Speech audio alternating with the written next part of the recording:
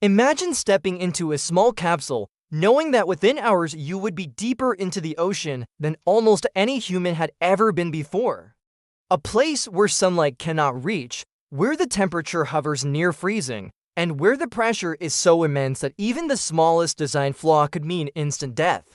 On June 18, 2023, 5 people entered such a vessel, a submersible called Titan, for what was supposed to be an extraordinary adventure and expedition to witness the wreck of the Titanic lying quietly at the bottom of the Atlantic Ocean. What happened next would turn into one of the most shocking and tragic stories of modern times. That morning at 9:30 a.m., Titan began its dive beneath the surface of the sea. The passengers were not ordinary tourists. Each had paid more than 20 million rupees for the privilege of this dangerous journey, a price that only the wealthiest could afford. Why so expensive? Because the wreck of the Titanic rests nearly 3,810 meters below the water, a depth so extreme that even professional divers cannot reach it. The journey was expected to take about 2 hours, and to keep in touch, the submersible sent signals to its support ship, the Polar Prince, every 15 minutes. For the passengers, that line of communication was the only thread tying them to the surface world. But at exactly 1 hour and 45 minutes into the dive, something went terribly wrong. The signal stopped. Titan had gone silent.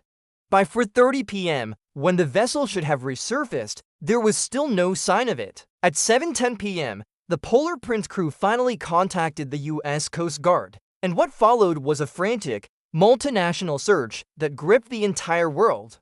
Planes, ships, and robotic vehicles combed an area larger than the state of Goa. The mission was clear: find Titan and its 5 passengers before the oxygen ran out. They had, at most, 96 hours. The disappearance was not just any rescue operation.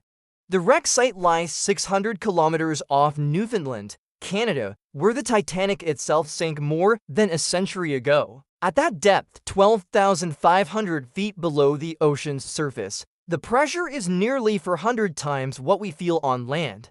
Even a small miscalculation in engineering could cause catastrophic failure. Submarines are usually built of steel or titanium for that reason, but Titan was different.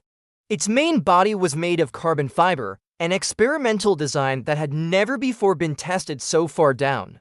Ocean explorer Robert Ballard, the man who discovered Titanic in 1985, would later say that carbon fiber simply wasn't suited for such missions. OceanGate, the company behind Titan, had been founded by Stockton Rush, an aerospace engineer turned entrepreneur. He wanted to revolutionize deep-sea tourism, offering wealthy thrill-seekers the chance to see the Titanic with their own eyes. OceanGate had operated smaller submersibles before: Antipodes, which could reach 300 meters, and Cyclops, which could reach 500, but Titan was meant to go to the full 4,000 meters, deeper than almost any tourist vessel ever built. Inside, it was cramped. There were no real seats, just floor space for 5 people. The sub had a single toilet placed awkwardly near the viewport, and astonishingly, it was operated using what looked like a video game controller. Stockton Rush would proudly show it off in interviews, claiming that even the US Navy used controllers for certain equipment. But the idea that an experimental vessel, diving to one of the most hostile environments on Earth, was steered with a $30 gaming controller made many uneasy. On board that day were 5 passengers. Stockton Rush himself piloted the sub. Alongside him was British billionaire and adventurer Hamish Harding, who had set multiple world records, explored the South Pole, dived into the Mariana Trench, and even flown on Jeff Bezos' Blue Origin spaceflight. Also present was Paul-Henri Nargeolet, a 77-year-old French Navy commander and Titanic expert who had visited the wreck dozens of times. Then there was Shahzada Dawood, a wealthy Pakistani businessman, and his 19-year-old son Sulman, who, according to his aunt, had been hesitant to go but agreed to accompany his father out of love and loyalty. 5 lives, each with their own stories, dreams, and hopes, descended together into the depths. For hours, the world held its breath. Rescue teams deployed sonar buoys, robotic vehicles, and search planes. On the 3rd day, Some banging sounds were detected underwater, giving a faint glimmer of hope that perhaps the passengers were alive and signaling for help. But when robotic vehicles finally reached the seafloor on June 22nd, what they found crushed those hopes instantly. Pieces of Titan's wreckage lay scattered about 490 meters from the Titanic's bow. The debris revealed what experts had feared all along: the vessel had suffered a catastrophic implosion. An implosion is the opposite of an explosion. Instead of bursting outward, the force collapses inward, crushing everything instantly. In Titan's case, the implosion would have happened in less than a millisecond, faster than the human brain can even register pain. The passengers, experts said, never knew what hit them. One moment they were alive, the next, gone without even realizing it. But this tragic end raised more questions than answers. Why had Titan been allowed to operate when so many safety concerns had already been raised? In 2018, OceanGate's own director of marine operations, David Lockridge, had warned that the submersible lacked proper safety testing. He insisted it needed certification from an independent authority, but OceanGate refused, calling such certifications a waste of time and money. Lockridge was later fired and the dispute went to court. That same year, dozens of industry experts and explorers wrote letters warning Stockton Rush that his approach could end in disaster. Their warnings were ignored. Even in public interviews, Stockton Rush had dismissed safety regulations. He once complained that U.S. passenger safety laws needlessly prioritize safety over innovation. He even said, "At some point, safety is just pure waste. If you just want to be safe, don't get out of bed." These words now sound chilling, as if fate itself was writing the final chapter of his story. In the race to bring tourists to Titanic's resting place, Rush seemed to echo the same hubris that once led people to call the Titanic unsinkable. And like the Titanic, Titan met its doom in the very waters where arrogance and tragedy are forever linked. By the time debris was recovered, the world's attention had already turned to deeper reflections. The contrast was hard to miss. The Titanic sank in 1912 after its creators claimed it could never fail. In 2023, Titan imploded after its designer dismissed safety in the pursuit of innovation and adventure. Both stories ended with human lives lost and haunting lessons about the dangers of pride and neglect. And as we recount this story now, I want to pause for a second. If you've come this far in the video, it means you care about real stories, about truth, about learning from both history and the present.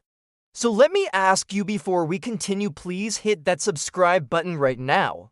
Not just for me, but because stories like these remind us how fragile life is and how important it is to keep seeking knowledge.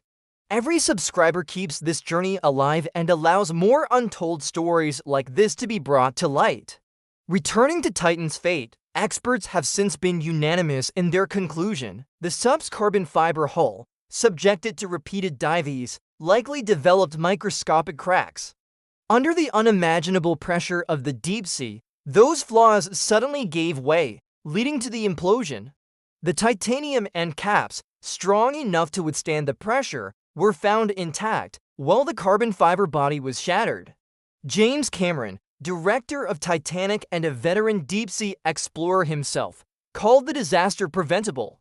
He criticized OceanGate for ignoring decades of submarine engineering knowledge and for dismissing warnings from the scientific community. In the aftermath, OceanGate suspended its operations indefinitely. Families mourned. The names of the 5 passengers were added to history's long list of explorers who lost their lives chasing the unknown. For some, they were victims of corporate negligence. For others, they were brave adventurers who knew the risks but dared to go where most would never even dream of venturing. The tragedy of Titan forces us to ask hard questions. How much risk is acceptable in the pursuit of exploration? When does innovation cross the line into recklessness? And most importantly, are we as a society too willing to ignore warnings when money and prestige are involved? The lessons of both Titanic and Titan are starkly clear. Safety must never be sacrificed for speed, profit, or pride. This story is not just about 5 lives lost in the depths of the Atlantic. It is a mirror reflecting human ambition, arrogance, and the eternal struggle between curiosity and caution. The ocean floor still holds the Titanic as a monument to history's greatest maritime disaster. And now, nearby lies the wreckage of Titan, another cautionary tale for future generations. So now I want to ask you, what do you think? Was this tragedy simply an accident of engineering, or was it a disaster waiting to happen because of ignored warnings and arrogance? Share your thoughts in the comments. I'll be reading them, and I want to know your perspective. Thank you for watching till the end, and remember, sometimes the most dangerous thing in the world is not the unknown, but the belief that we already know enough.